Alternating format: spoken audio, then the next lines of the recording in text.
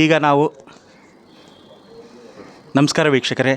ಈಗ ನಾವು ಮಾಜಿ ಸಚಿವರಾಗಿದ್ದ ಶ್ರೀ ಬೈರತಿ ಬಸವರಾಜ್ ಅವ್ರ ಹತ್ರ ಚುನಾವಣೆಯ ಪ್ರಯುಕ್ತ ಈ ದಿನ ಹೊಸಪೇಟೆಗೆ ಬಂದಿದ್ದಾರೆ. ಯಾವ ರೀತಿ ಕಾರ್ಯಕ್ರಮಗಳನ್ನು ಹಮ್ಮಿಕೊಂಡಿದ್ದಾರೆ ಅನ್ನೋದ್ರ ಬಗ್ಗೆ ಈಗ ಮಾತಾಡೋಣ. ನಾನು ನಿನ್ನೆ ಬಳ್ಳಾರಿ ನಗರಕ್ಕೆ ಬಂದೆ. ಬಳ್ಳಾರಿ ನಗರದಲ್ಲಿ ನನ್ನ ಸಮಾಜದ ಸುಮಾರು 5,000ಕ್ಕೂ ಹೆಚ್ಚು ಸಮಾಜದ ಮುಖಂಡರ ಕರೆದು ಅಲ್ಲಿ ಸಭೆ ಮಾಡಿ ಸನ್ಮಾನ್ಯ ರಾಮುಲು ಪರವಾಗಿ ಮತಯಾಚನೆ ಮಾಡುವಂಥ ಕೆಲಸವನ್ನು ಅಲ್ಲಿ ಮಾಡಿದ್ದೇನೆ. ಈಗ ಇವತ್ತು ಕೂಡ ಹೊಸಪೇಟೆಯಲ್ಲಿ ನನ್ನ ಸಮಾಜದ ಎಲ್ಲ ಹಿರಿಯರನ್ನು ಕರೆದು ಮಾತಾಡಿ ಭಾರತೀಯ ಜನತಾ ಪಕ್ಷದ ಈ ದೇಶದ ಅಭಿವೃದ್ಧಿಗೋಸ್ಕರ, ಈ ದೇಶದ ಬದ್ಧತೆಗೋಸ್ಕರ ಪ್ರಧಾನಿ ನರೇಂದ್ರ ಮೋದಿಯವರಿಗೆ ಮತ ಹಾಕಬೇಕಂತೇಳಿ ಮತಯಾಚನೆ ಮಾಡಲಿಕ್ಕೆ ಮತ್ತು ರಾಮುಲು ಪರವಾಗಿ.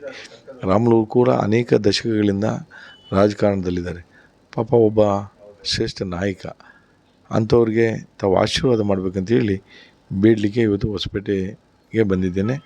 ಖಂಡಿತವಾಗಿ ಅವರು 2 ಲಕ್ಷಕ್ಕೂ ಹೆಚ್ಚು ಅಂತರದಿಂದ ಅವ್ರು ಗೆಲ್ತಾರೆ ಅನ್ನೋ ವಿಶ್ವಾಸ ನನಗಿದೆ. ಈಗ ಬಳ್ಳಾರಿನಲ್ಲಿ ನಿನ್ನೆ ತಾವು ಪ್ರಚಾರ ಮಾಡಿದಿರಿ ಸರ್, ಇವತ್ತು ಈ ಹೊಸಪೇಟೆಯಲ್ಲಿ ಮಾಡ್ತಾ ಇದ್ದೀರಾ. ವಾತಾವರಣ ಹೇಗಿದೆ ಸರ್? ವಾತಾವರಣ ತುಂಬ ಚೆನ್ನಾಗಿದೆ.